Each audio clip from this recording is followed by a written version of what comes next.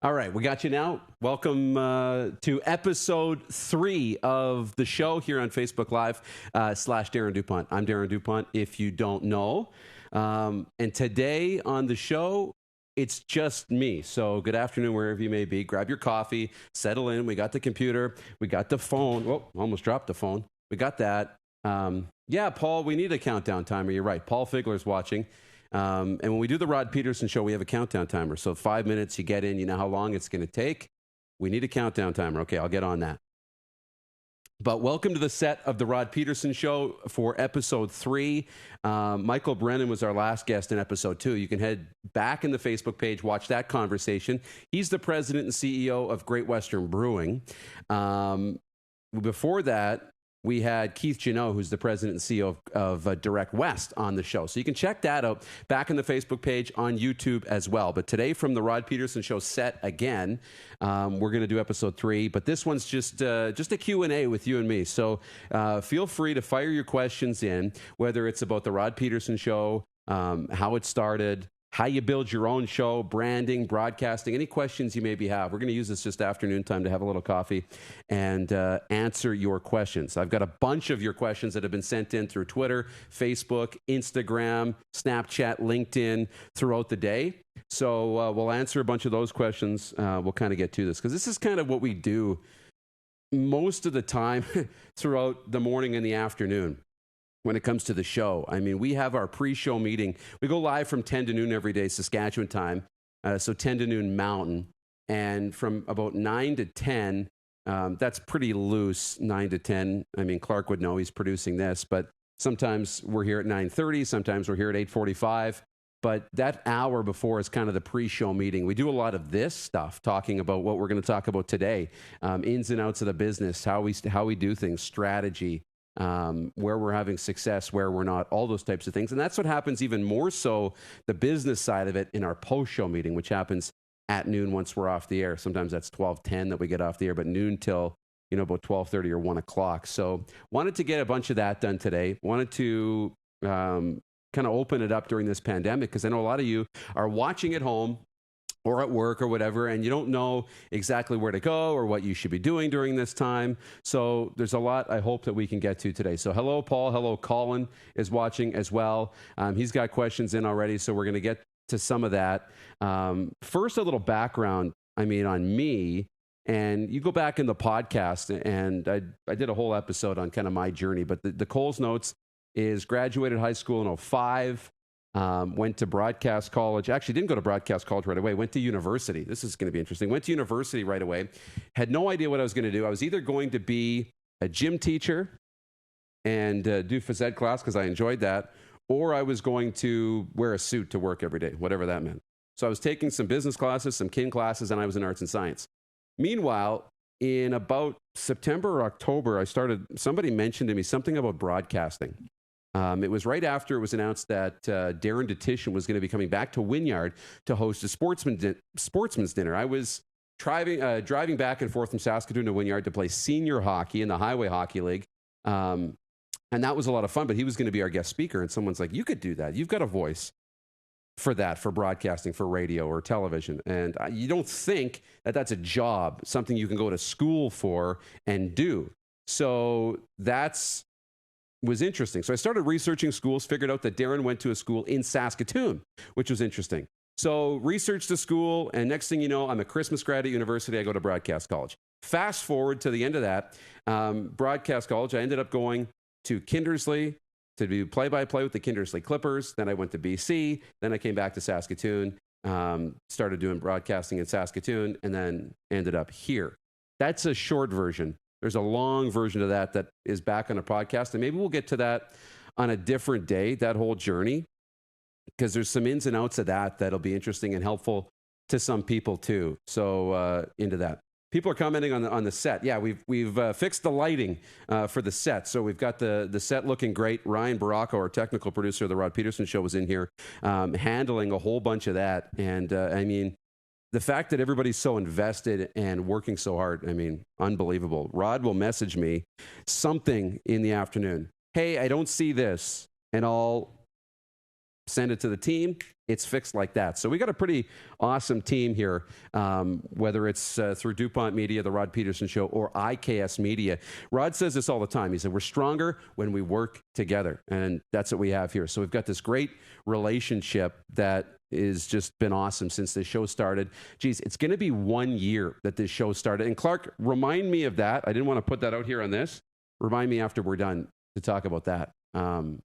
But that's as much as I'm going to say about that. June 3rd was our first episode for the Rod Peterson Show. And it started, I mean, I knew the show had to start a long time before it actually did. But June 3rd was our first episode. We're 232 or 3 some odd episodes into this thing. And our 1 year anniversary will be June the 3rd. So that's pretty incredible. And there's some big things on the horizon, like national television, regional radio, and national radio partnerships, and all those types of things are coming. So that's super cool. I wanted to start with some questions from the Facebook page. Way too many questions for just one, but we'll go to actually Twitter. There were some questions on Twitter. Let's start there. And there's a whole bunch of notifications now. Most of them are from the Rod Peterson Show. Henry Burris has been all over our Twitter feed today. Which is crazy. And let me reply to Adam. I don't know if Adam made his way over here. Should be live now. Okay, we'll do that. We got to go all the way back to the morning to find some questions. Okay, here's a question from Craig. He says, what's your personal informational-based opinion regarding the resumption of sports? Will we see the NHL, NBA, MLB, CFL coming up here? I think he means coming to Canada. Isolation sports. Doesn't sound like it right now in terms of quarantine cities. I don't think that the NHL is coming to Saskatoon. That's dead right now. When it comes to playing in front of no fans, I think they'll do it if it means that they can play and create television revenue, and they can find ways to still, capture the landscape. I mean, what was it? $59 million the UFC made on their pay-per-views of UFC 249 with no fans in the stands. They did okay. So sports is going to do whatever they can to continue to have some sense of normalcy, because as a business owner, they're doing the same thing. They're a business that can't operate. So they're going to continue to work every day to find out what they can do. But do I see Major League Baseball coming to Canada? No, I don't. Do I see the NBA coming to Canada and doing quarantine stuff here? No. Got enough facilities down there, and they have their own ways of isolation and social distancing. So that's something that I know they're working on all the time.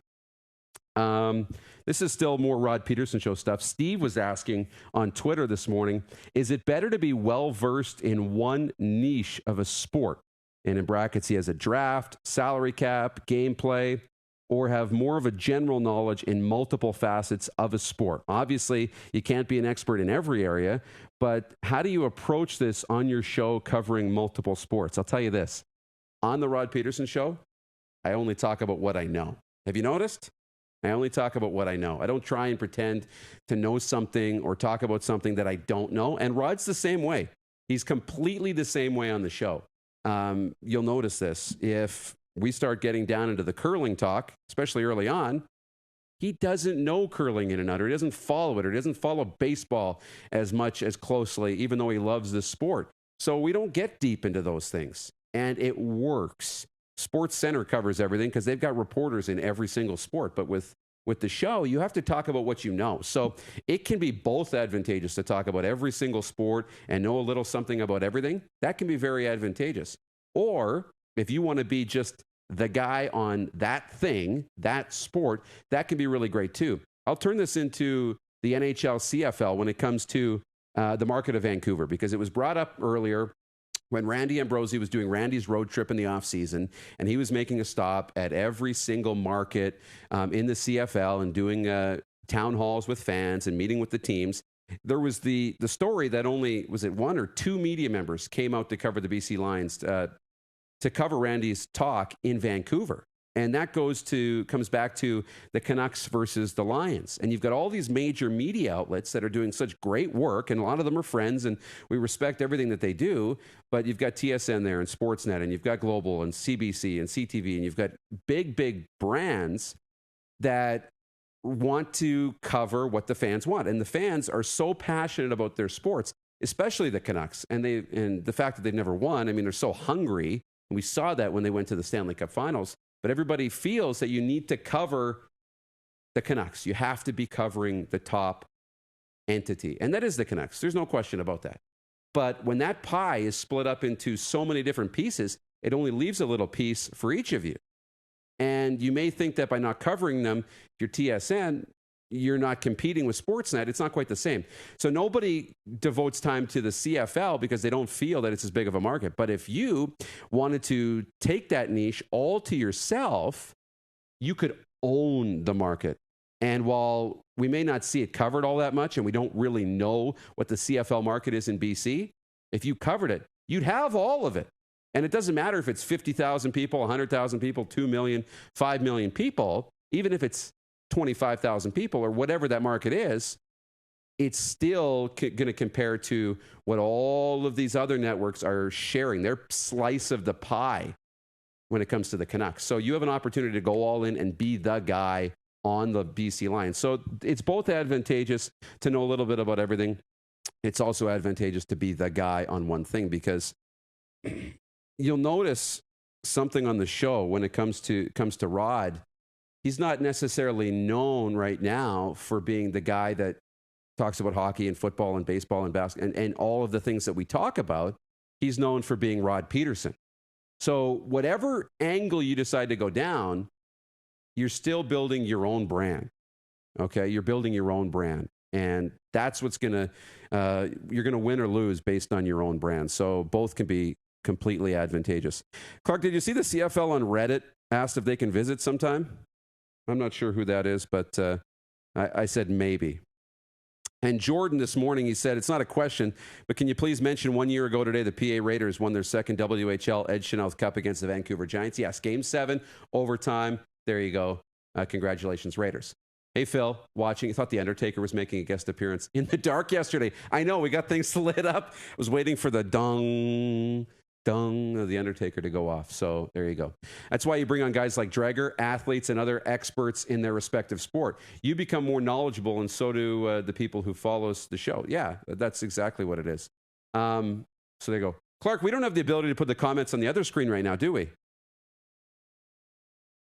It's showing up on the mini screen, not on the big screen. You can come on and look. It's up there right now. Do you see? Yeah, it's probably just that I didn't do. No. It was happening during the show, too, the last day or two. Oh, is it? Yeah. So there could be something else. To the Facebook wall. So that's what we're talking about here. I see the Facebook wall, and then we have two monitors up here. One's program, and in the business, the program monitor is what's going to air. Typically, and the other one is the Facebook feed, so I can read your questions on Facebook. So Kat watching says, what mentor words would you say to someone who has just started? What's that? Oh, I hear Clark. What mentor words would you say to someone who has just started broadcasting, that have a small group of individuals that have never done broadcasting but have, and then it trails off? Maybe I need the monitor, but that's okay. So someone who's just started broadcasting, the first thing I would say is be patient, okay?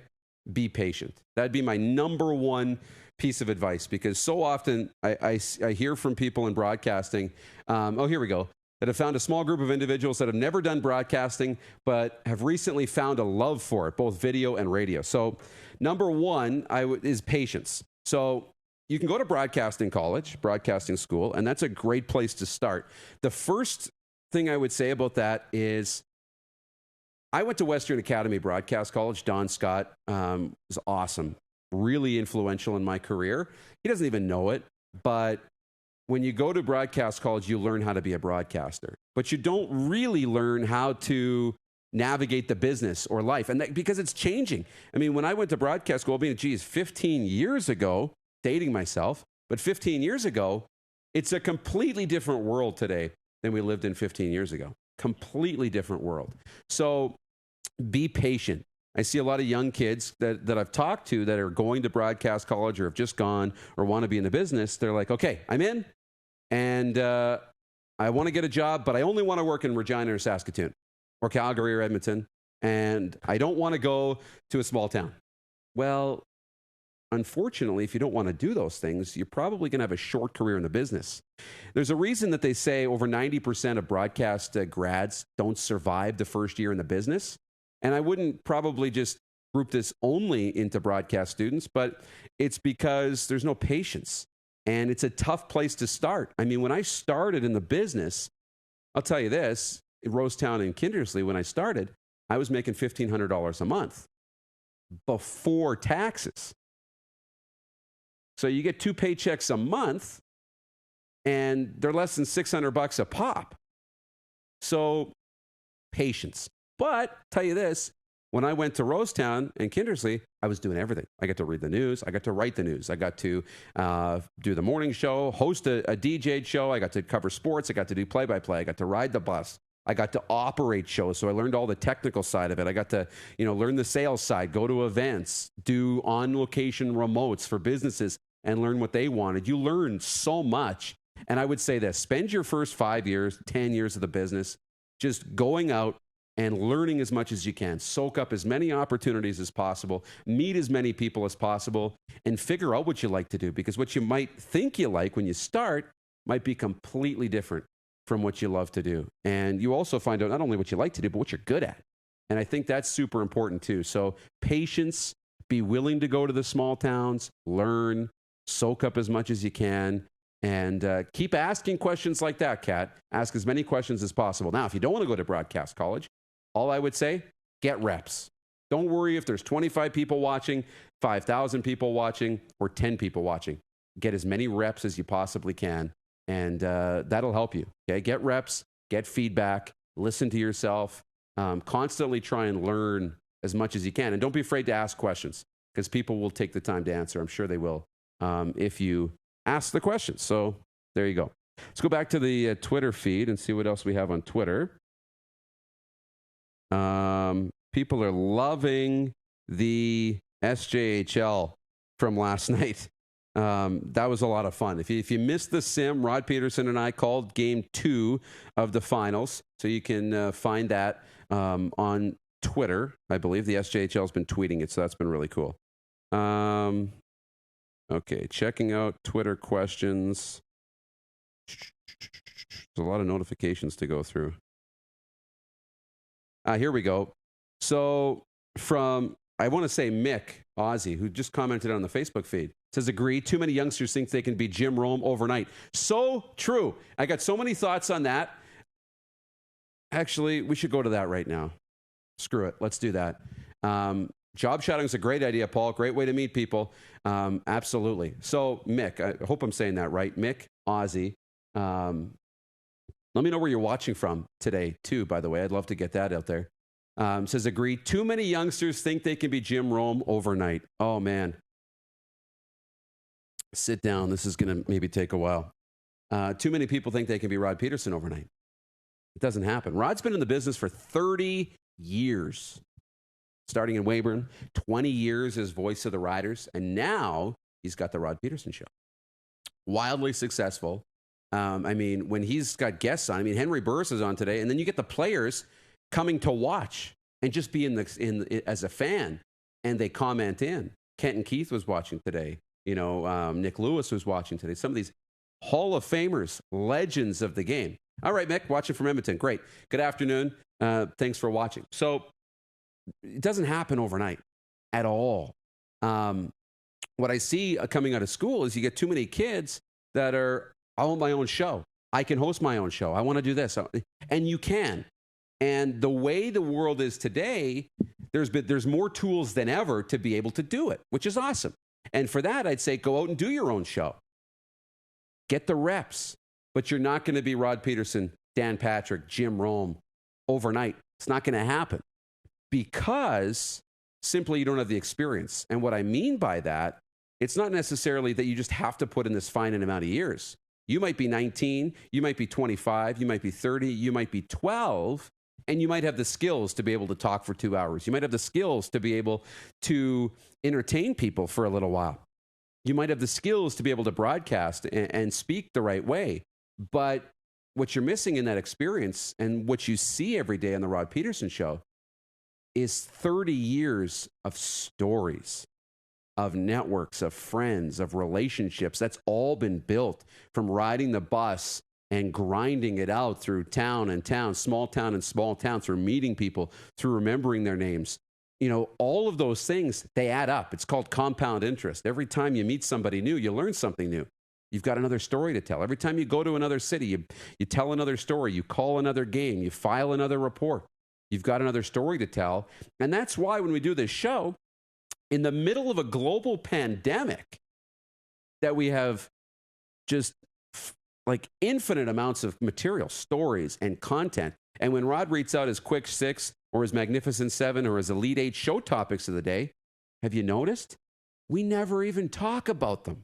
He always says he's going to come back and talk about the Quick Six show topics. We'll get to these later in the show. But more things come up, more stories come up, comments from the fans come up. And we fill the 2 hours so easily, and it goes by so fast because we've built that over time. And there's a reason why I'm sitting in this chair and not in that chair, and that's because I don't have 30 years of stories yet.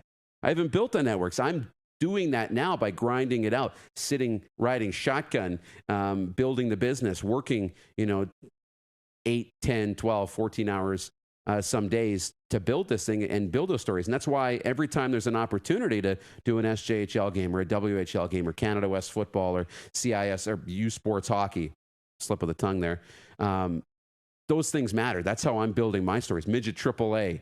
So there's been lots of different things like that. So that's what I would say right now is spend your time, just do everything. Do as much as you can and don't worry about it because life is long. I always say life is short. Life is long. It is. You've got lots of time to become Rod, okay? Those things don't happen. Dan Patrick didn't become Dan Patrick at 30. More like 45. He became the Dan Patrick Show. It takes time. It's not happening overnight. So be patient and enjoy the journey, not the destination. Enjoy the journey. So your other question, Mick, from Twitter, is it worth it now dollar-wise? This is an interesting one. I like this one. Is it worth it now dollar-wise going back to do some land-based advertising for my sports business, i.e. billboards, trailers in the paddocks on Edmonton to Calgary Highway, bus stop seats, etc.? Interesting question about the advertising business. They all have value, okay? Don't let somebody tell you that there's no value. Don't let somebody tell you that there's no value in radio. Don't let somebody tell you that there's no value in magazines. While we may not read magazines right now, and the print industry may be taking a nosedive, there's a ton of value with being on the cover. I'll tell you, when I go to the store, you walk by the magazine rack, you see all those covers. You don't pick them up, but you see all the stars on the cover. There's value there. You can find value in every medium if you look hard enough. Radio's got a ton of value because audio has been so popular. The problem, we're not in our cars as much right now with the pandemic, and most of us don't have a radio in the house, and we're not taking the time to go find a website and then click on the listen live. We have to make it convenient. But in that sense, podcasts have now become something that have slowly started to take over. And so there's a ton of value in audio. There's a ton of value in print media. There's a ton of value in TV. You just have to find it. And there's value in the outdoor advertising too. But one thing is worth noting when it comes to billboards and park benches and things like that you drive by is every day less and less people are even looking out the window when they're driving. Have you noticed? Look around your car if you're driving. I mean, look at the road, but look over. And I guarantee you, your passengers are in their phones. So they're not even looking out the window. So everything is changing. All the value is changing. So as opposed to thinking about, hey, there's 75,000 cars that drive by this billboard every day, and there's this, and there's all these numbers, instead of thinking about it that way, just start observing how people actually operate. Observe how people behave and live their lives. That's what I would advise. But is it worth it now, dollars-wise, going back to doing land-based advertising? Absolutely. I wrote a column, and I posted it on DuPont Media and I think DarrenDuPont.com, but it was on branding and 5 reasons why you need to be branding right now. You may not need to be selling, but you need to be branding. I think it's always important. It's always worth it dollar-wise to be spending money on building your brand if you have the money to spend. Now, don't expect those dollars to turn into business right away. And I think a lot of people will. I think a lot of people will sit here and think, okay, my business is struggling. We're going through a pandemic. And so if I just dump some money, I got to dump some money into advertising because I need the revenue right away. Well, it's probably not going to just happen like that, right? Advertising once was told to me by a really, really successful salesman that advertising is like a plane on a runway. You're going to use the same amount of power down here on the runway as you will up in the air. But your advertising is not going to have the same results. You got to go. You got to pick up steam, and eventually you're going to take off. And so you might spend, let's say $1,000 on advertising today and tomorrow and next month and the months after, but you're going to get far greater results in month 6 as you will today. But you'll spend the same amount, right? It doesn't happen overnight. You got to build momentum and continue to tell your story and get people on your side. So it takes some time, but it is worth it. We have people on the road. If you notice, there are cars on the road. But you got to make sure that you're filling your objectives. What's going to help your business grow and build your brand, okay? Build your brand as opposed to build just trying to get business, if that makes some sense. Yeah, fired up. I noticed you pulled it away, so I figured there was a question coming. So Colin says, how do you get sponsors on board? How many meetings does it take to hook a sponsor usually? Well, we have a sales team that does that for us here at the Rod Peterson Show, but it depends. We might sell a sponsorship without a meeting at all. Somebody might come to us and say, I want to be on this show. I'm in. What does it cost? Where do I sign? Now, that's very, very rare. But much like advertising, you've heard of ClickFunnels, I think, or a thing that's on the internet now. You've heard of funnels. You've heard of different marketing schemes or marketing tools that are out there. The people are trying to sell you a program. But really, what it comes down to is a funnel. And that's how I describe it, as a funnel. I'm going to try and make a funnel. I can't even put my elbows together. Not very flexible. But it's like a funnel. This is probably a better description. That's better. And at the top, you get a bunch of people in the funnel, but only so many come out as actual advertisers and only so many come out as actual listeners. So when you're advertising the business, just like with this show, we cast a wide net. We're not too interested right away in saying, hey, come watch the show. It's every Monday to Friday, 10 a.m. to noon, Facebook Live. Come watch the show. No. We're just trying to introduce people to Rod. So we send out tons of social media clips. In advertising, we have what we've dubbed inside here a bit of a sizzler reel, which is a highlight of some funny moments and some great clips and some guests that have been on the show. And we just want to entertain people. And if they watch a certain amount of that, they're going to be hooked and want to watch a little bit more. But it doesn't mean that they've bought into the show yet or they've bought your product. They're just interested. Have you ever noticed that? When you see ads on Instagram or on Facebook or Twitter or any social media, and you kind of watch it because you're entertained or you like those shoes or that kitchen cabinet looks pretty cool, and you click on it, they know you've clicked on it. Google knows that you've clicked. They know how long you've watched. They know how much you've consumed it. If you've zoomed in on that picture, if you haven't, they're all taking that into account. But you haven't bought anything yet. And the more you consume something, the more you're likely to continue to see it in your advertising. You've noticed that on your phones. So that's the start of the funnel. They just want you to consume it. And once they know you've consumed it, the next step is give you a little more info. Well, now Rod's from Saskatchewan, right? Now these shoes come in black, blue, and green. And now you're hooked a little bit more. And if you keep looking at that, they're going to send you another one. And if they know that you're finally really hooked, eventually they have a system, and we know how many times, how many interactions with the brand it takes until you have a sale. Simple. You got to continue to put in the work and get people interested in what you're doing. It doesn't happen. You don't buy ads on Facebook and get sales. You build a campaign, which is buying a few ads here, getting people knowledgeable about your brand. And then you slowly start to get them deeper and deeper and deeper and deeper and deeper, right? Think of it like a date. Hang with me. You go on a first date. Clark, I don't know what you do on a date. I mean, you're married, and so obviously whatever you do is successful, and you got a few kids, so clearly killing it. But you don't go on a first date and immediately open with, so your place or mine? Your hotel room, my hotel room? You don't instantly go for the right hook, right? You don't come on into a prize fight and instantly go for the right hook. That's how you end up on your back and missing, right? You slowly start with, how are you? Where are you from? What's your favorite color, right? Where'd you grow up? Where'd you go to school? What do you do for work? You slowly start to learn about them, right? And by the 5th or 6th date, or depending on how good your closing rate is, you're in, right? Takes time. It's a funnel. It applies everywhere in life, right? If you can learn that basic concept, you're going to have success. So that's the idea when it comes to marketing, building a brand. Get people into the funnel and slowly start to give them more information. And when they come out, just like, a pour over coffee through that filter, you get a really nice drip of great coffee. You get a sale. You get a P1, which we call them priority 1 listeners.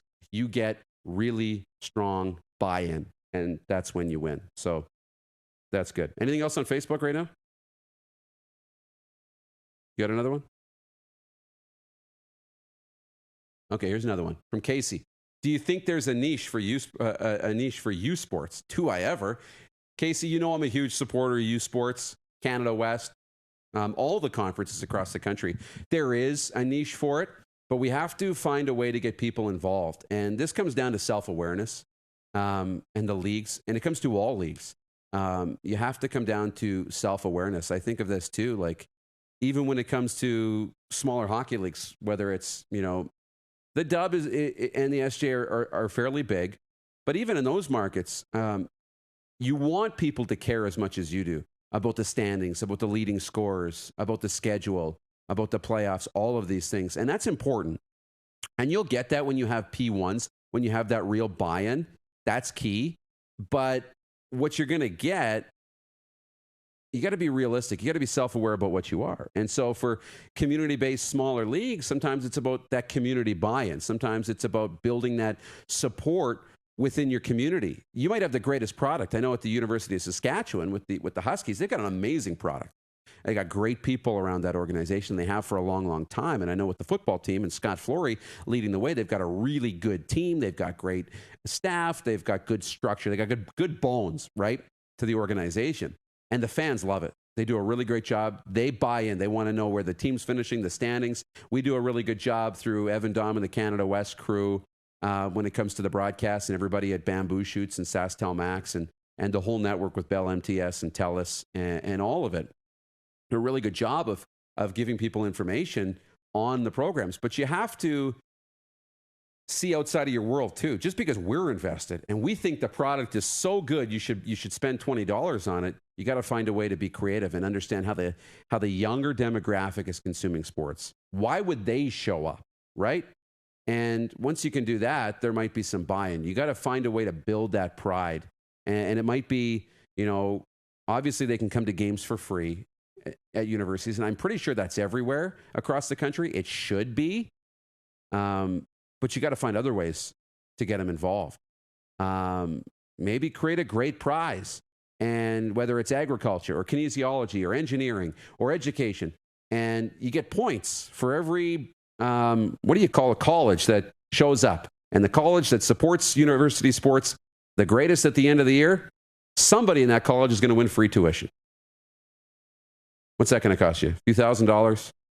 And you've got buy-in from the entire student body. Maybe you partner with a local bar. Thinking Outlaws, somewhere like that in Saskatoon. Okay? Saskatoon, Outlaws, partner with them. And say, we got buses going from Griffith Stadium to Outlaws after the game. Bring your cup, $10 for your cup, and you get unlimited beer from the keg all game long, and then a bus is taking you safely over to Outlaws, and Uber's taking you home. You get more people to the game, you get a bigger social environment, and once you get them in, now it's your job to make sure they're entertained and want to come back, right? All marketing's trying to do is get you in the door. And there's so many different ways to do it. Just be creative. I mean, those are just off the top of my head. Michael people talk a lot about building a brand. Can you speak a bit into sustaining a brand long term so it doesn't get stale and require a lot of reorganizing later on? Yeah, building a brand happens every day. If you've noticed, we're building one right now. I'm building a brand today. It happens with little things, like my feet on camera, coffee cup. This isn't planned, but it's part of the brand. It's become part of the brand of who I am. And what DuPont Media, as an extension, really is become. So that's important. Building a brand happens all the time. What we've noticed And this is going to tee into another question. Actually, I'm going to blend two questions together. Let me pull this up on Instagram because I think this is really valuable. And I remember seeing this not that long ago. Let me just pull it up. Give me a second. Oh, we got a few more here. What's the best way to attract advertisers when you're just starting out? Thanks. I love you. I love you too. I know who that's from. The best way to attract advertisers when you're just starting out. Okay, this comes to brand. And there's a short answer to this. The best way to attract advertisers when just starting out? Don't. You have to build a brand first. Don't start this to attract advertisers. Start it to build a brand. I go back to Rod's blog, and I started following his blog in like 07, I think, 06, maybe 07. And he didn't have a single advertiser on there at all. Now, if you go to rodpeterson.com, there's a bunch of advertisers. He was building a brand. And he's had so many questions, I know, of people that said, how do I start a blog? I want to make money. How do I start a blog and how do I sell ads on it? Well, first, you start a blog, you build it for 6 or 7 years, and create a big bunch of viewers and readers. Then you sell ads. Okay? That's where you start. You build a brand. So when Michael says, can you start about sustaining a brand long term? I look at the Rod Peterson Show. And this is going to be really interesting because when it comes to building the brand, getting value for your advertising, here's where we're trying to change the world a little bit. You got numbers on this side. You got influence and brand on the other. Right? Stick with me here. Everybody, for the most part, is buying off of numbers. When you just start, you don't have them. There are no numbers. But people are buying off of numbers. That's what they've bought in their advertising with forever. TV's available in 1 million homes. The radio station reaches 300,000 people. We have a listening audience of 300,000 people. Well, okay. The Rod Peterson Show has a listening audience of 7.13 billion people. Right? We're on the internet. Internet's available. 7 billion, probably not. I don't know how many homes the internet is in, but it's billions. Doesn't mean much in terms of selling product, right? How many videos have you viewed today on your phone, on Instagram, on Twitter, on Facebook that have had over 1 million views? Heck, how many of you viewed that have had over 100,000 views today? And you couldn't tell me anybody that was in them, what they were about. You just remember you were entertained for a little bit. Doesn't help you subscribe to their page, sell more advertising. It takes time and it takes hard work. You got to roll up your sleeves, be willing to put in the work, be willing to put in the time. It's the only way to have success. So when you want to build a sustainable brand, it takes time. And with the Rod Peterson Show, we've built this show, and I want to read you some of these numbers. I mean, we're averaging, we have a reach of 10,000 people per episode, per show, 10,000 people, which isn't huge when you're used to listening to radio stations that say they're in hundreds of thousands of homes, or TV stations that are in 1 million homes. But we drive results through the Rod Peterson Show. We drive big results for business. We have businesses that message us that say, since we've advertised on your show and Rod started promoting us, our web traffic's gone way up. We've sold more product. We've sold, dozen more systems at $35,000 a pop from one company, just from being on the show. And it's because we're building a foundation and a solid brand that people can connect with. We're not trying to build numbers. We're building a brand. And so that's why we're almost a year into this show and we haven't spent $1 on marketing. Now, this isn't against marketing because in my business plan with the show includes a pretty hefty marketing budget, a marketing budget that everybody else really isn't too interested in spending. I know we need it to really grow, but we have to build a stable foundation of on the financial side and on the business side, right? And with the show, that's what we're doing. We're basically laying a really solid foundation, and it's rock solid because we have an authentic brand that isn't being driven by sales, that's only being driven by one thing. Rod, the host, right? It's why when he yells at a viewer, I'll do the talking, you do the watching, right? It's why we let them do it, because it's authentic. And they sense the authenticity, they respect it, and it's why they don't go anywhere, right? because we're all in this together. And he's not actually mad at anybody or actually giving anybody shit. It's all part of the brand, right? Building a solid foundation. So again, don't try and put something out that's just going to get you numbers, because that's going to crumble pretty quick. You just build your brand brick by brick by brick by brick, and you'll have a ton of success. So that's important. Kyle Halverson, how many pairs of socks have you purchased in the last 5 years? Not many. I wear socks in my skates. Should have worn them in my football cleats at the Rod Peterson All-Star Celebrity Weekend because I had bad blisters. But yeah, I don't purchase a lot of socks. Still get them for Christmas. I don't know why, but I don't think that's ever going to change. Okay, you ready, Clark? Brady's got about 1,000 questions. Here we go. The first one. What has made you want to become a broadcaster? I've been doing it forever, ever since I was a kid. I'd go on my rollerblades or on my shoes out in the street in the back lane, or in the back road, the dead end road, and with the net and the stick. And I would be doing play-by-play while I shoot the puck into the net. Been happening forever. But what I would do is I wouldn't really do the games as much as I would do Sports Center. Is this weird? I would be Sports Center, right? Sundin down the wing. Upstairs, he scores, and it's 1-0. Fast forward to the second period, and then I'd make the moves. I'd be doing the highlight pack while I'm playing hockey. So that's how I became a broadcaster. And from listening to Bob Cole and Harry Neal, those are my two, and Ron McLean and Don Cherry, but those were my two growing up, for sure. Let's keep rolling. What would you suggest broadcasting? Would you suggest broadcasting as a career? And what are the pros and cons? I don't suggest anything as a career, if that makes sense, because it changes so much. And I don't believe, maybe it's a fear of commitment. I don't know. But I don't think we need to be locked into something. I don't have broadcasting as a career. I pivot into business. I can pivot into broadcasting. I pivot into sales. I can pivot into I feel like I do a lot of different things. But when it comes to broadcasting, absolutely. There are a ton of pros and cons. I mean, the con for a young demographic that is very impatient, the con is that it's going to take a long time. Here's a question that I've been asked a few times, especially lately, golf tournaments. I've been asked to play in some golf tournaments. The Memorial Cup golf tournament was here. There's been a few different things. To go to fundraising dinners, I've been invited, other nights out. Merchandise has been sent in, things like that. And we get some gifts around here for Clark and Rod and all the guys associated with the show, things like that. And I get messages in, can I get one? How come I don't get invited to these tournaments? Can I come? How come you don't ever ask me to go to these things? And I say, well, I've been in this business for 15 years now, or pretty close to 15 years. I'm just getting invited to that stuff now. I'm just getting the free shit now.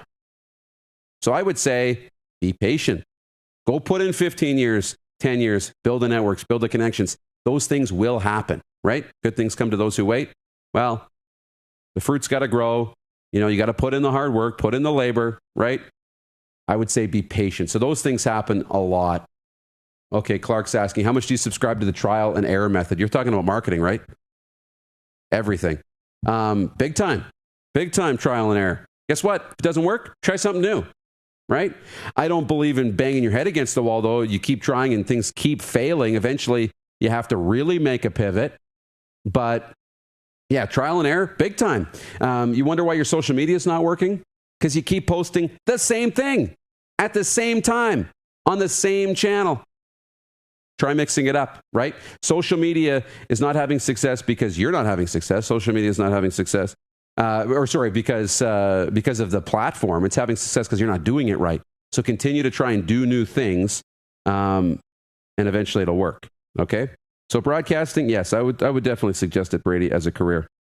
How did you hire the GOAT, producer Clark? There you go. Clark was dropped in my lap by Paul Druin.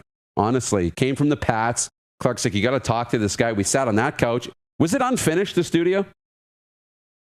It was totally unfinished, right? You want to come sit in the chair? Is Rod's mic on?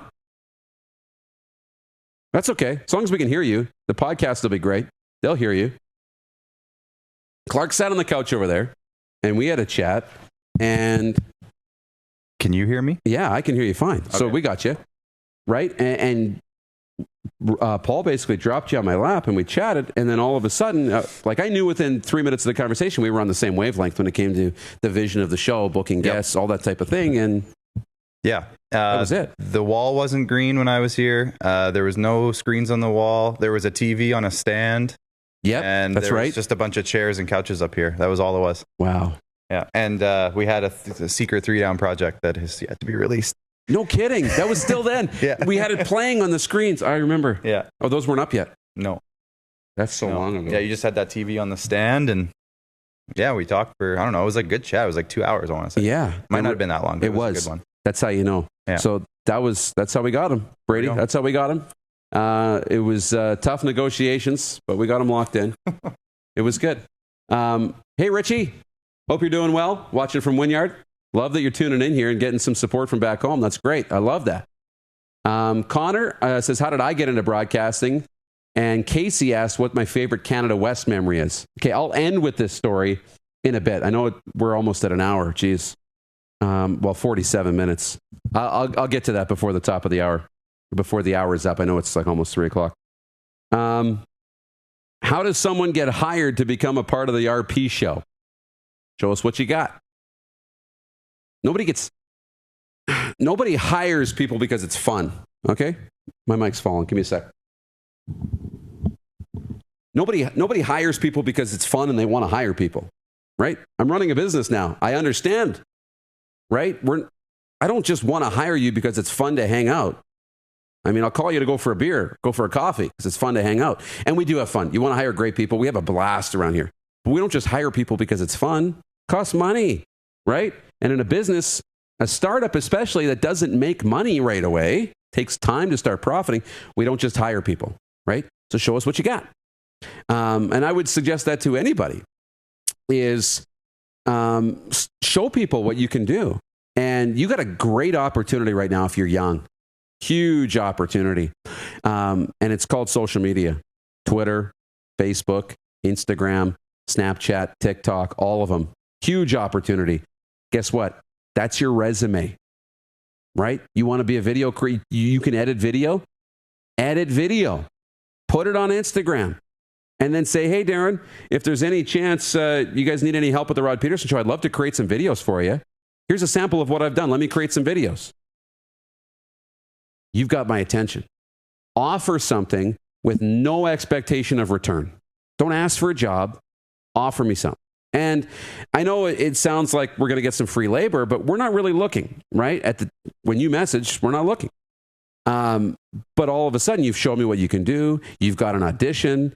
And when we are looking for somebody to edit video, you're top of mind now. Man, remember that guy, Brady? He sent us all those great videos. Why don't we let's hire him? He already knows the brand. He knows what we're all about. Done. But you're also putting yourself on the table. What does Rod say? Put your balls on the table. You're doing that. We may never look at you. We may never hire for that position. It's part of the risk you're going to take to put yourself out there. But through your Instagram, your Twitter, your Facebook, your TikTok, all of it, that could be your resume, right? Show me something. That's what I would say. If you want to get hired at the RP show. How did the RP show come about? Man, that's a long story too. I know I wanted to get into that a little bit. Jeez. Elevator pitch. This came way before Rod decided to leave the radio station, way before. I knew he had to do the show, to the point where I almost approached his former employer about doing this show before he ever decided to leave. And when he did, I knew we had to do it. I knew we had to do this show. So I was pitching Rod to do the show. He wasn't ready. He had offers in big markets across the country, not to do this little old startup show. But we pitched it, and we started building the studio, and he hadn't even committed yet. And then we started showing him what we were doing. And then he started slowly buying in. And it wasn't Clark until we went over to his house to shoot the promo that we actually had Rod committed to do the show, if you can believe it. Until he put that on social media, that was him committing to do the show. I got hired before Rod got hired. Yeah, exactly. We were spending money, talk about taking a risk. We didn't even have a host to do the show. So there you go. That's how the Rod Peterson Show started. Buy me a beer and you'll get the full version someday. How do you make sure you have sufficient funds to start up and continue the show? Oh boy. Cash flow is oxygen. And this is something we deal with every day. What I've learned really quickly is that the job of the boss is putting out fires. That's what I've learned. And the more fires you're putting out, the better your business is doing. Not necessarily the better your business is doing, but the more important your job is, or that's a sign that you're doing something right because you've got lots going on. So that, I think, is really important. You're putting out fires consistently. If you want to be the boss, your job is firefighter. And it's lonely at the top a little bit. I mean, obviously not with this show. We've got a great group. But if you want to grow a show, you better have cash. And it's not that you have to have a bunch of money up front, but you better have a plan. And this ties in, actually. Clark, you can put that question up from IKS. This ties perfectly into the question that came in earlier from IKS about partnerships and the value of partnerships. They're so important. I think they're so important. You say cash flow is oxygen. Partnerships are so great too. And when you have a great partner, you can do great things. And DuPont Media, while doing our own thing, we bring a certain aspect to the table. But Rod and Peterson Media brings an aspect to the table, and Paul and IKS Media brings an access to a piece to the table. And I mean, we all elevate each other, and together we can build a really powerful brand. And then you start to bring in partnerships that we have through sponsors and advertisers, and through product partners, and through other relationships. And all those partners help build us together. You can't do it on your own. You'll drown. It'll be so tough. I mean, if you want to do it on your own and pay for everything, you can. But I mean, IKS Media handles the production. They've got the gear with Ryan and Paul and everybody on their side. They've got the technical know-how to get us on the air.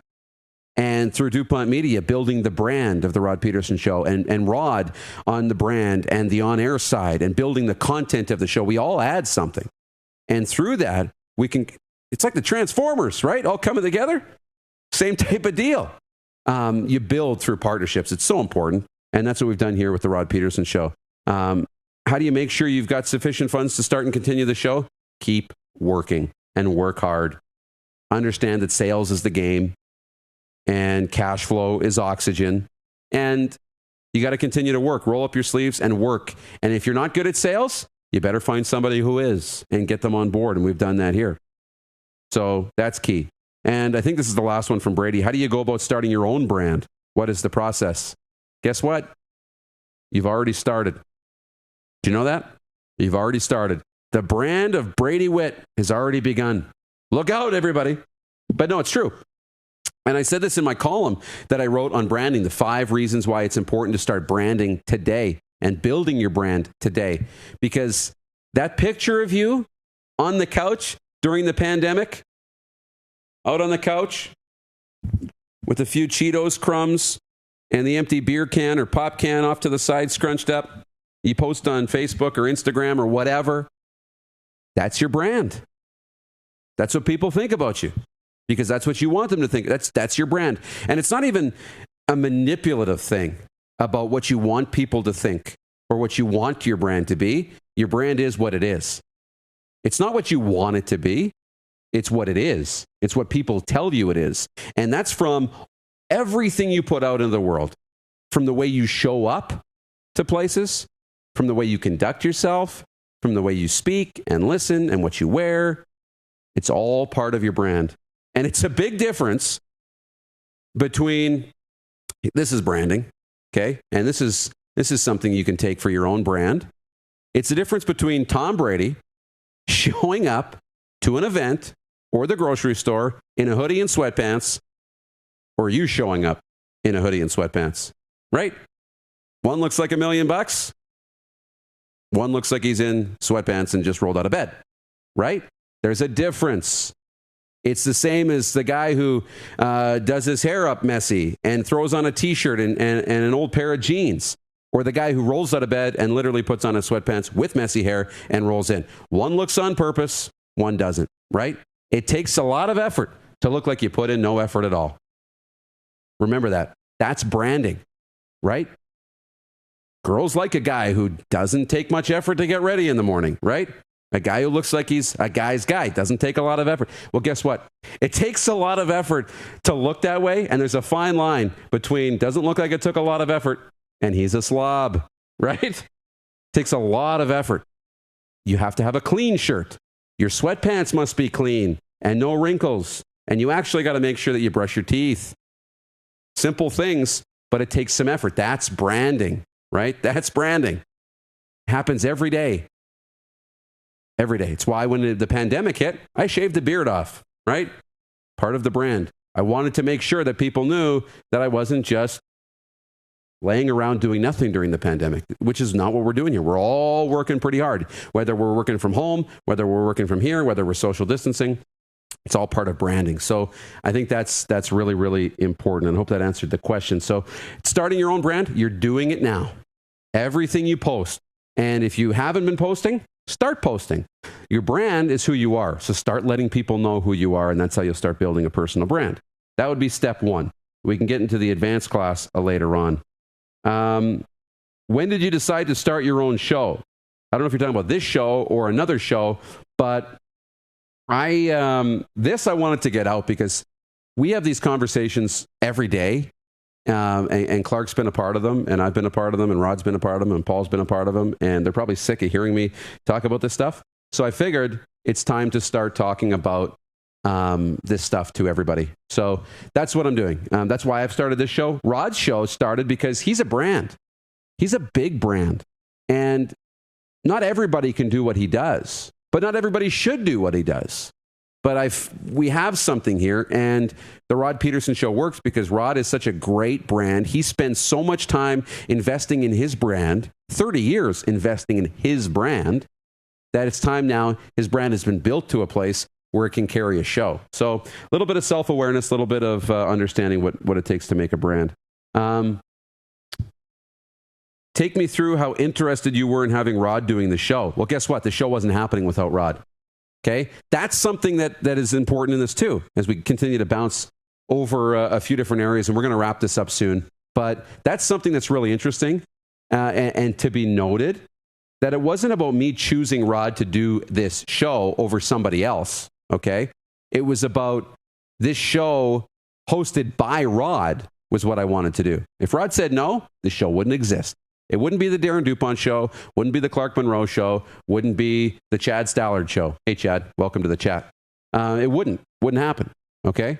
It just wouldn't. So I think that's important. And I think you look at businesses, whether it's television stations or radio stations, or whether it's shows like this, or whether it's wanting to start a hockey show, because, you know, hockey is really big in this country. It's not about thinking about the show and figuring out who can host the show. It's the people, okay? The people win all the time. The people drive this. This works because we have good people, right? Anybody can, I can show you the cameras we have. What are these called, Clark? These aren't the Bolins, are they? Yeah, but they're 4K cameras. I can tell you exactly what they are. I can tell you what TVs we have. I can tell you what mics we have. They are Bolins, right? Yeah, 4K Bolin cameras. Buy your own. They're robotic in there. We got a TriCaster in the front. I can tell you everything that we do, and I will. You know, the more we do this, I will tell you exactly how we do this, exactly how we've built the show. But it's the people who really set it apart. That's why TSN and Sportsnet, they use the same stuff.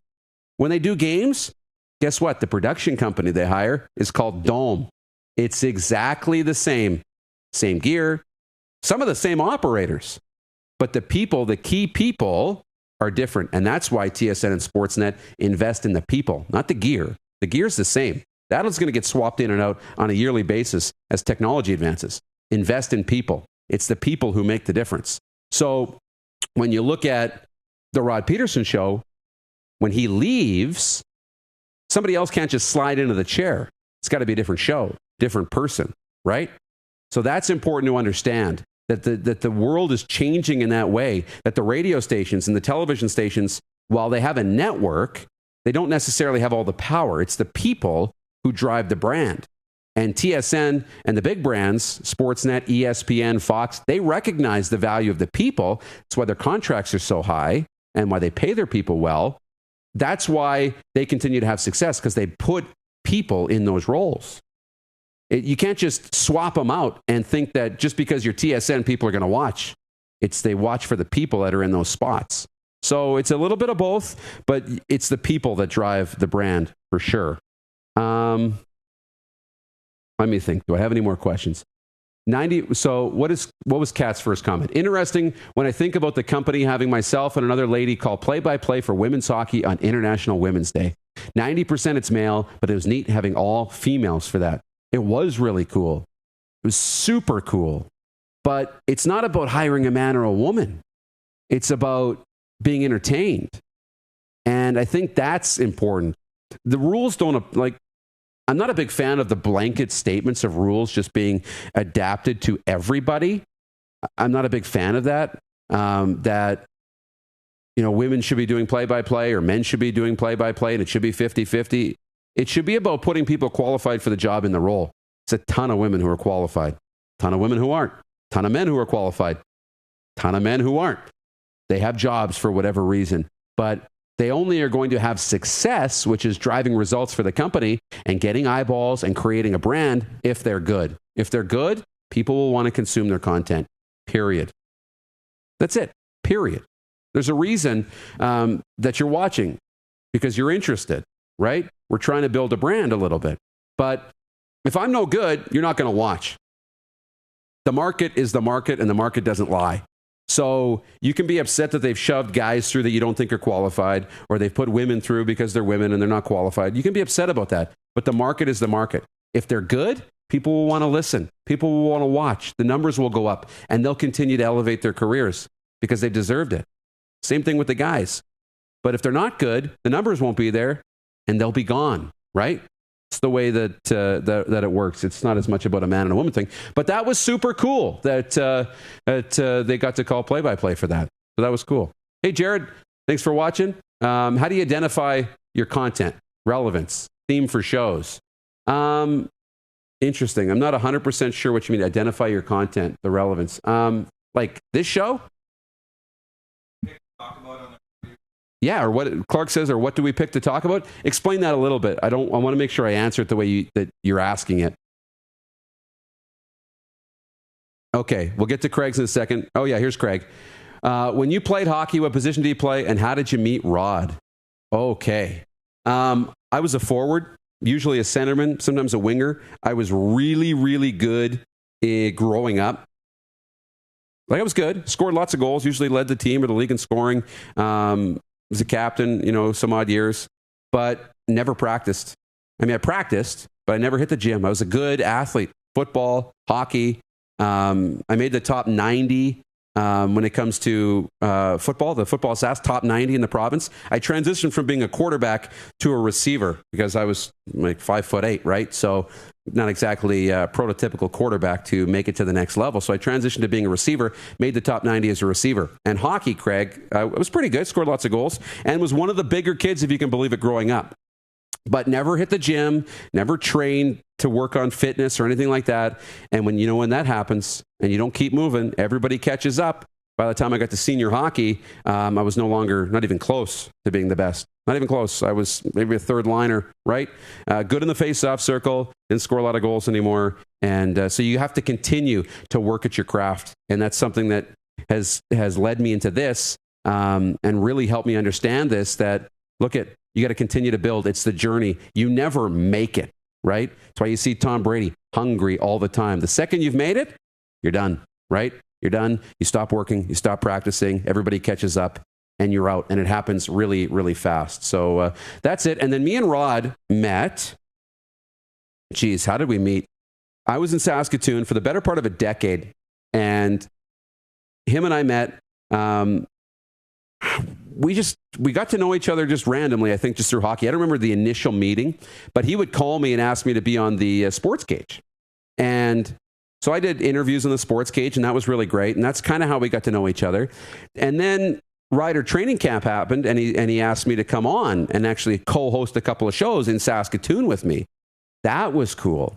So started doing that. We started hanging out at camp, and that's when we got to know each other. We were building our connection and our bond through day in and day out of showing up to training camp. And guess what? I wasn't reporting on anything. I was there. I was going to be on the sports cage in the afternoon, but I was there to build that relationship. And day in and day out, we got to know each other. We talked, we connected. He started to learn what I was all about, and I started to learn what he was all about. And we just went like this. You can see it on the show that we just connected. And it's actually funny. I got the video on my phone of me teaching Rod what Snapchat was and getting him on Snapchat. And then all of a sudden he took off on Snapchat, transitioned that into his Instagram stories, which I got him into that too, actually, come to think about it. So that's when we met. And then eventually he started asking me in the summers to stick around and come into the studio to be on the cage. And eventually I was doing more work in Regina than I was in Saskatoon. So I moved to Regina. So that's great. Okay, here's Jared. When planning the RP show, how do you identify who you have on the show? You saw or you heard Clark. It all comes from Clark. It really does. Now, these are all Rod's friends, or for the most part they are. We've opened ourselves up to some new connections, which has been great. But you know what? We shoot for the stars. That sounds cliche and crazy, but we do. We shoot for big guests. We shoot for big guests. And deciding where to go and what to talk about and who to have on the show.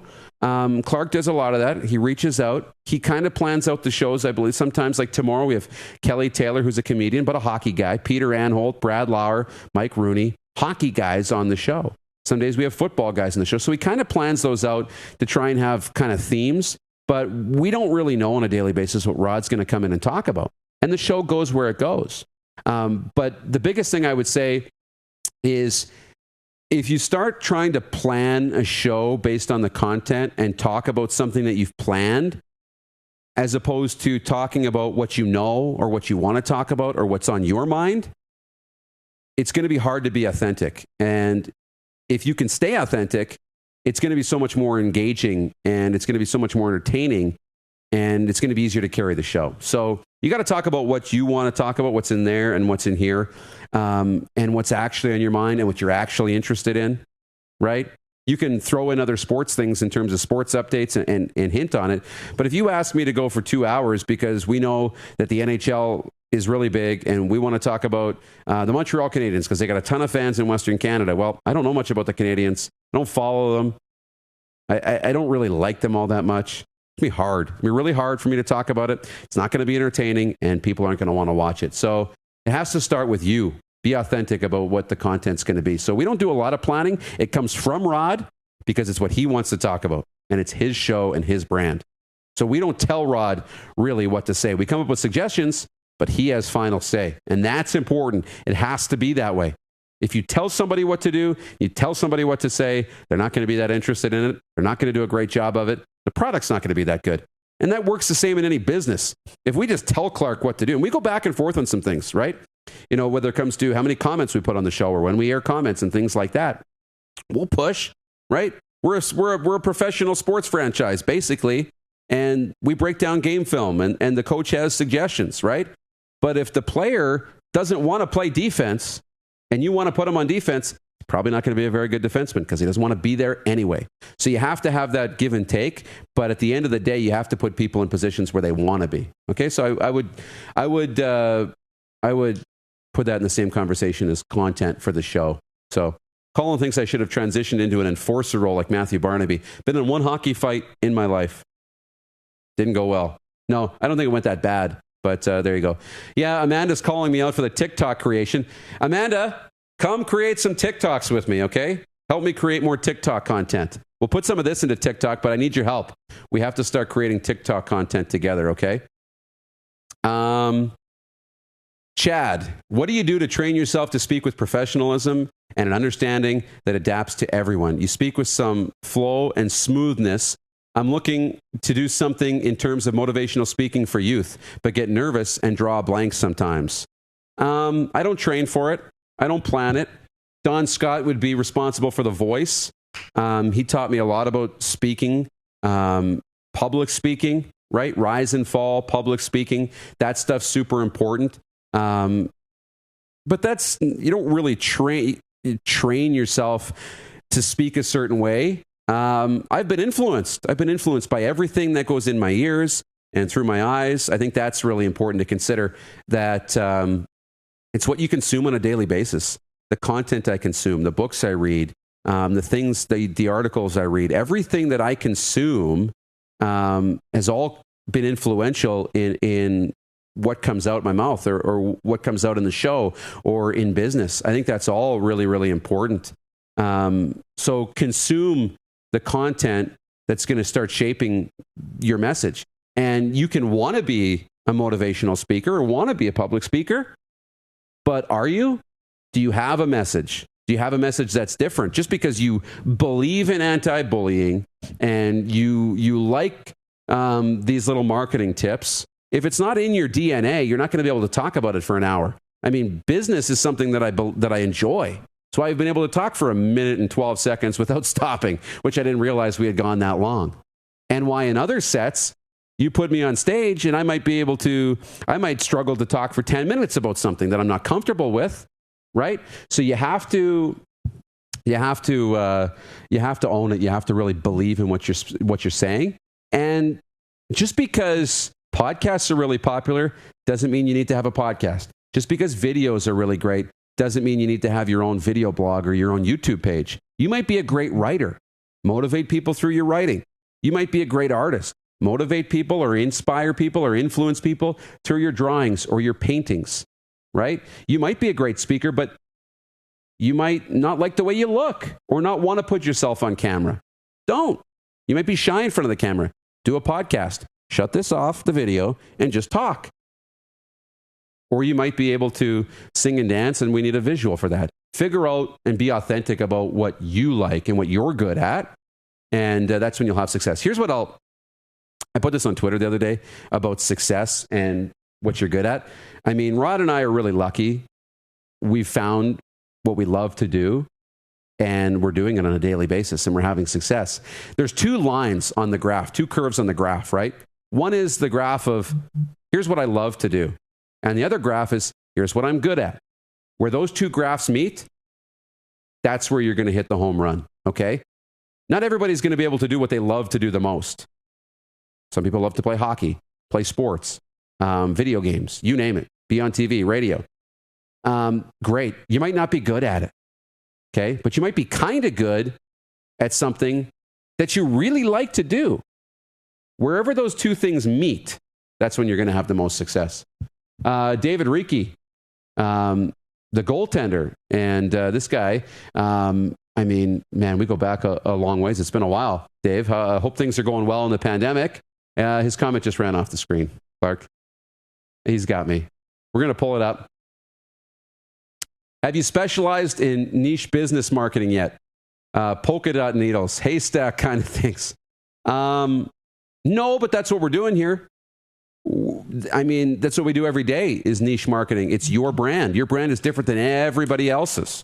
And I would use that when it comes to marketing or branding any business, whether it's a wide market or whether it's a niche business, is you have to understand what the brand is. And your message has to be distinct, and it has to be something that can differentiate you from everybody else in your industry. So we don't necessarily do that right now. I haven't really done that, but yeah, it is absolutely something that I would apply to everybody. Craig Smith, did you meet Clark when he was an intern with the Riders? No, had no idea who he was. I think we met, maybe kind of knew who you were when you were at the Pats, but didn't get to know Clark till he sat on the couch and we had the great conversation that lasted a couple of hours.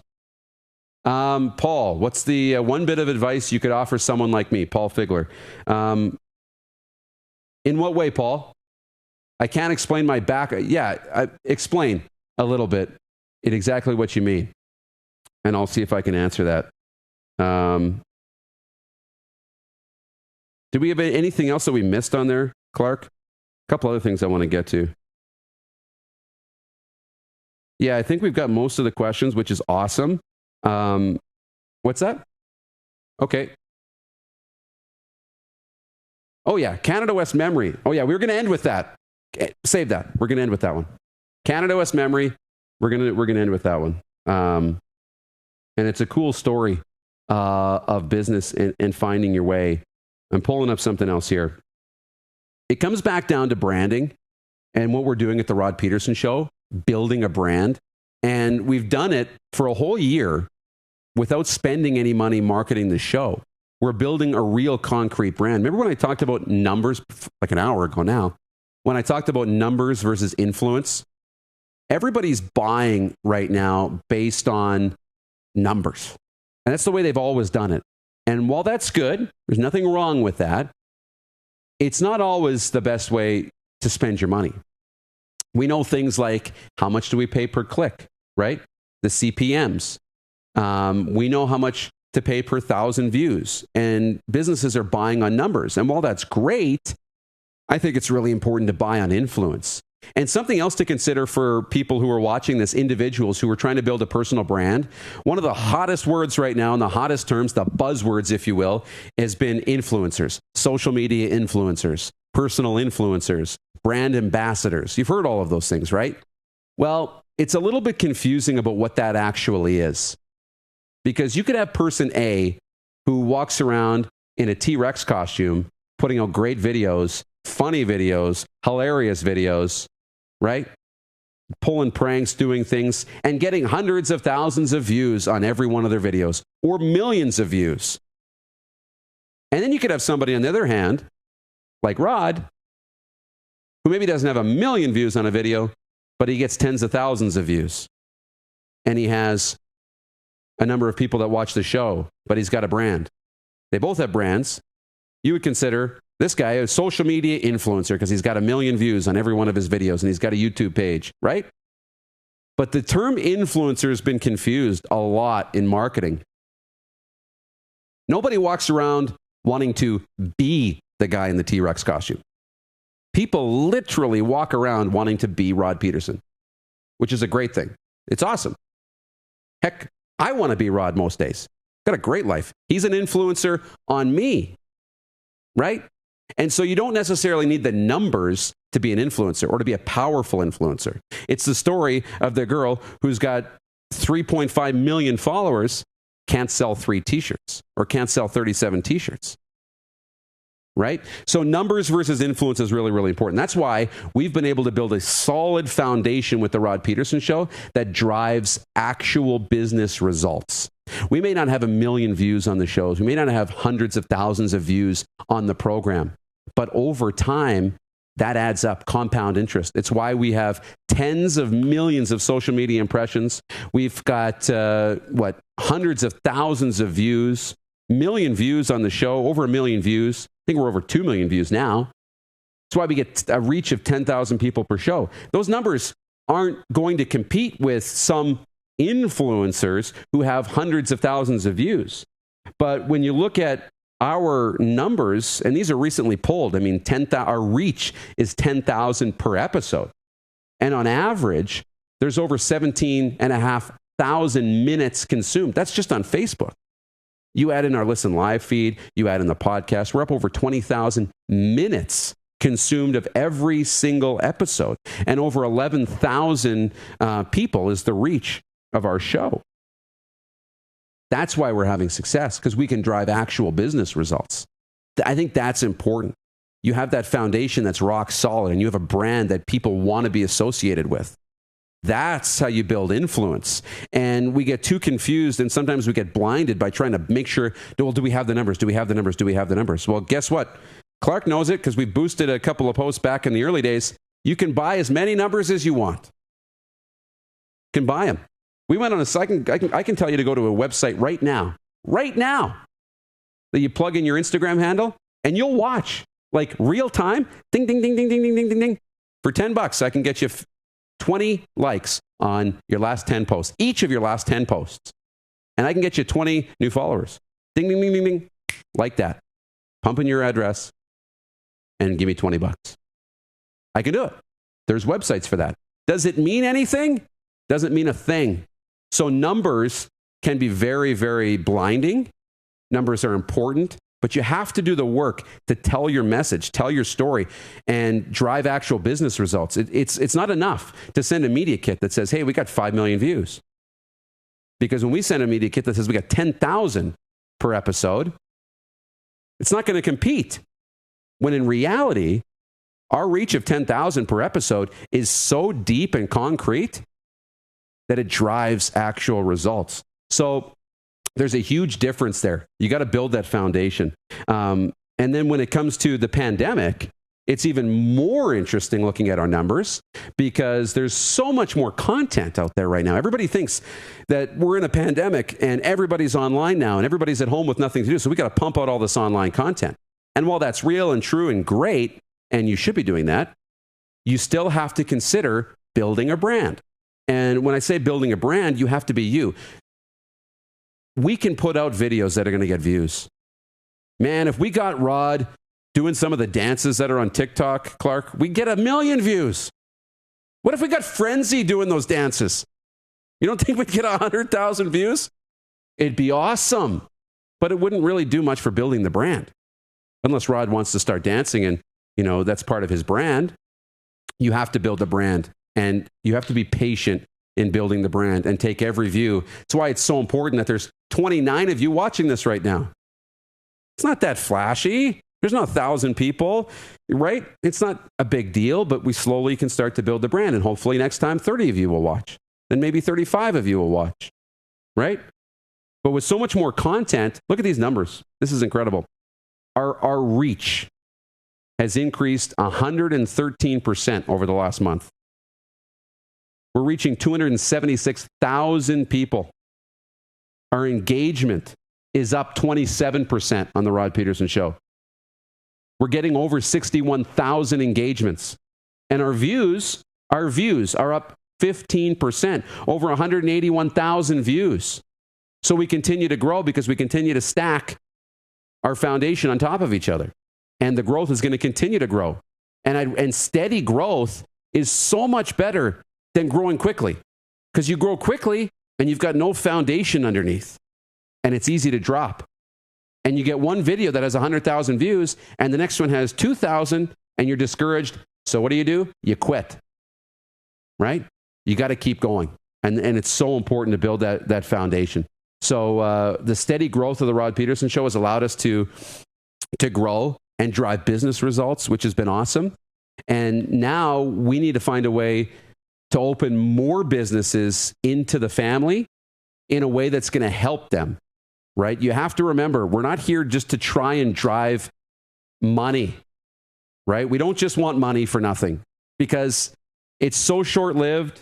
It's like a hit, right? A hit of drugs that's going to get you high for a minute, but it's going to leave you wanting more afterwards, and it's going to leave you worse off, right? When you're done. When you come down from that high, you're going to be in a worse position than when you started. We want to actually build results for businesses, and that's what we're doing. So we just had a sales meeting yesterday and came out with a new stimulus package for COVID right now that can drive business, where we're going to give back to businesses and open up some advertising space for businesses who want to get involved, don't know how to start, maybe don't have a big budget. So I'll put some of that information in this video on how you can join the family and get back. I'll put some of that in here. But I didn't really want this to be about driving business to the Rod Peterson Show, but I'll put that in here because I know a lot of you are super interested. So I will put that here at the bottom. I'll link some of that and how you can get involved. And you can always send me a message anytime, and we can put you in the right direction and figure out how we can work together. But that's super important. What did I miss on here, Clark? TikTok, young hotties with nice bodies get 1 million views, and they think they are Ellie McPherson or Claudia Schiffer. It's crazy. Silly place, TikTok. You've struck something. That's something I'm super passionate about. It is. I won't lie, Clark. I mean, I've looked at those on TikTok. They're great. The girls are hot, right? The dances are great. Some of the things are funny. They're very entertaining, right? And they're building brands slowly. But 1 million views doesn't mean anything, okay? That's the distinction. It's entertainment. It doesn't mean anything. And you may think that they just did something stupid and got 1 million views, and that's really great. And you might be upset that you're putting in hard work, but you're building a brand. Okay. That 1 million views doesn't translate into money. Okay. And if it does 1 time or 2 times, it doesn't translate into consistent, sustainable money because they're not going to drive results for the business. So that's an important distinction to remember. Okay. Anything else we missed, Clark? You going to put it up? All right. Sure. I know my mom was watching too. Ah, yes. Thank you. We need you to do this on the Rod Peterson show. When Rod says, okay, we're going to come back to that. We're going to come back to that. And we never do because we go in 10 different directions. That's it. You know, I put this out here. We're hiring at DuPont Media. And how I've been telling people to describe the job, and you'll understand this, Clark, the job basically is this: trying to keep a squirrel in a shoebox. That's the job. Because once that squirrel's, me, Rod, out of the shoebox, we're gone. We'll never get back into it. Favorite Canada West memory? Help me on the year, Casey. Dinos and, I'll pull it up. The Dinos and the UBC Thunderbirds. I'm going back in my Instagram here. I got to go back a couple of years. Bear with me. I'm going to find it. Here we go. Got it. November 11th, 2017. That's me and Nico DeFonte, okay? Kicker of the Calgary Dinos. 2011. It's an interesting story.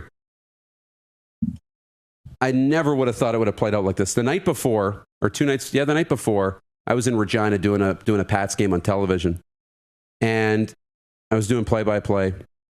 And after the game was over, we're off the air at about 10:30.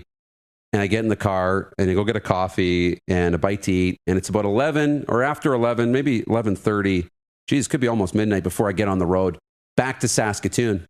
And I've got a 7 a.m. flight to Calgary that day on the 11th on Remembrance Day. And so I drive all the way back to Saskatoon. I get home at about 1:30, 2 in the morning. And my alarm was ready to go off at 4:30. So I kind of finished packing up, go to bed, wake up about 4:30 and jump in the taxi and head to the airport. And I get to Calgary. And this is an interesting story. Not that long ago. And I remember getting on I took the train and all of my stuff down to downtown. I was looking for a coffee shop. I'm all by myself looking for a coffee shop. And I didn't realize everything's closed. And I'm trying to figure out why. And it was Remembrance Day. So I'm kind of thrown in a bit of a loop. I'm half asleep. I don't know what's going on. And I'm wondering with my suitcase, because it's November and it might be cold. And I got a bunch of winter clothes in there. And my bag, downtown Calgary, pulling this thing through the snow. And I get to McMahon Stadium in the afternoon after sitting in a Tim Hortons for a little while and finishing up my game prep. I get to McMahon Stadium and start doing my meetings pregame, and I start doing my interviews and everything else that I do before the game. And I start going through my game notes, and then we have our production meeting. And I'm going through all the setup. Now, the backstory of this is the whole UBC Calgary rivalry. Blake Nill, the center of it. And what a great, I really like Blake Nill. We get along really well. I respect him like crazy. He went to Calgary and built an amazing program in Calgary, or continued building an amazing program in Calgary. And he was there for a number of years. And he brought in guys like Andrew Buckley and Mercer Timmis and all of these great players, and had a really great team. And they were moving into, I believe, their final years. And that offseason, he left for a job at UBC. Sorry, 2 off seasons ago, he left to go to UBC, okay, to take the head coaching job at UBC. And they ended up meeting in the Canada West final, UBC and Calgary. And this is Andrew Buckley, one of the greatest quarterbacks we've seen in the country. Ended up playing with the Calgary Stampeders. This is Mercer Timmis. These are great players, right, that had built that Calgary program. And they had never won a Vanier Cup with Blake Nill. They hadn't won one. And they get to the Canada West final, and here comes Blake Nill and the UBC Thunderbirds into Calgary. And they beat them. UBC beat Calgary. You got guys like Buckley. You got these great players who, I'm kind of speaking for them, but I think they feel like they were abandoned by their coach who built up the program. And that was supposed to be the crescendo of finally getting to the Vanier Cup and winning a Vanier Cup. They never won one in Calgary. And here he jumps and goes to UBC, comes back, beats Calgary for the Canada West title. Then, not only does he beat him, goes on, wins the national semifinal, and wins the Vanier Cup with UBC that year. It was supposed to be Calgary's year. And here's Blake Neal going to UBC, taking them on a Cinderella run. I mean, what he did with that program, he cut all the loose weight. He had basically a small roster. Did he have like 35 guys on the roster? And went and won a national championship. Incredible story, but really, really a dagger in the heart of the Calgary Dinos. So fast forward to November 11th, that next year, and here comes Blake Neal and the big bad UBC Thunderbirds into Calgary for the Hardy Cup. And I'm on the sidelines of this game and hosting this game. Andy Neal was also on the sidelines hosting with me as well. And it went back and forth, back and forth. And late in the game, UBC was down. I can't remember how many points they were down. But UBC came down the field in the final minute. And I'm on the UBC sideline. You've got Neal. You've got all of their players hanging on the edge of their seat. And they score a touchdown to go ahead with 14 seconds left. 14 seconds left. And the emotion on that UBC sideline, you could feel it, how excited they were. And you could feel the whole McMahon Stadium. And the Calgary Dinos, you could feel it. The knife being dug in deeper. You could feel it. That here's Blake again, another shot to the gut. Like they were sick. UBC kicks the ball off. Calgary has one play.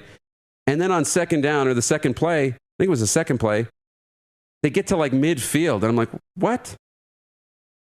And so, okay, we're walking around. We're getting set for the postgame show. I'm literally flipping my pages, looking at game stats, figuring out which UBC Thunderbirds I'm going to speak to in the postgame celebration. And what am I going to say to Blake Neal after they won the championship back-to-back years? And then look, they're bringing out the kicker. It's a 59-yard field goal. They don't make this in the NFL. Bringing out the kicker.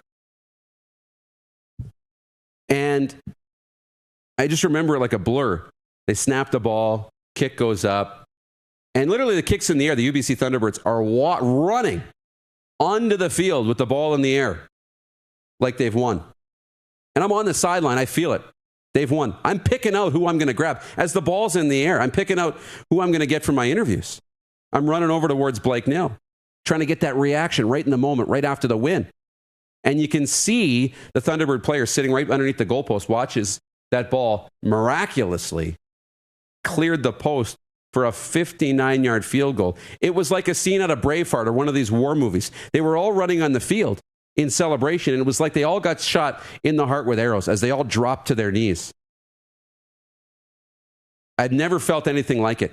I felt the punch to the gut for UBC and was almost in tears.